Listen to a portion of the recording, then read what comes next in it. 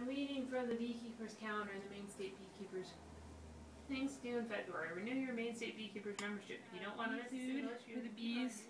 We're just weighing out the ingredients. We have 5 pounds of sugar, 4/3 cup of water, and we need a pound of corn syrup, which it looks like is going to be a little bit less than a full jar. I don't know how much the jar weighs, but I started out with 1.5 pounds of jar plus corn syrup. And now we're pretty much down to 1/2 pound. So this is our mixture for the bees.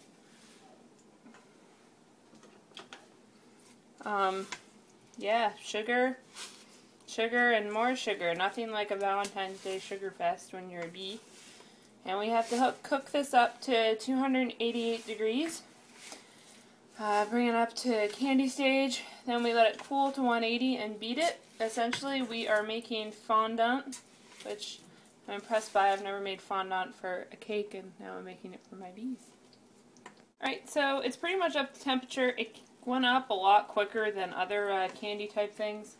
It's just past softball, so you can see when we dump it in the cold water, it's sort of squishy and hardening.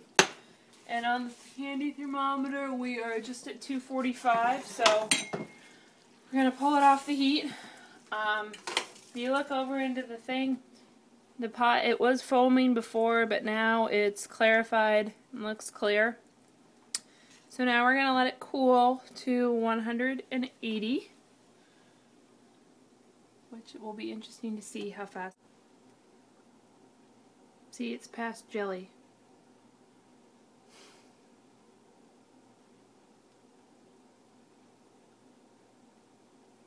Wow, 4 drips. That's pretty cool.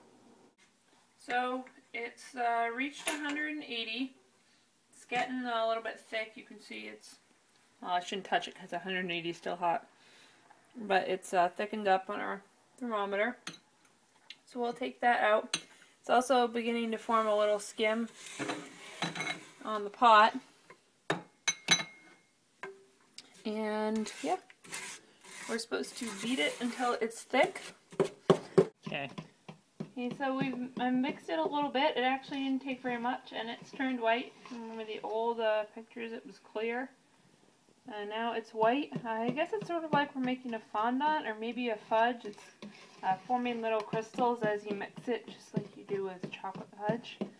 We're going to pour it. It's white now, and it's still pourable, but it's definitely thicker. We line the inside, the inner cover of the hive with tin foil. Not so much to keep the hive inner cover clean, but so that it doesn't fall through that hole that's in the middle of the inner hive. So here we go. Bee food. Trying not to get my hands in the way.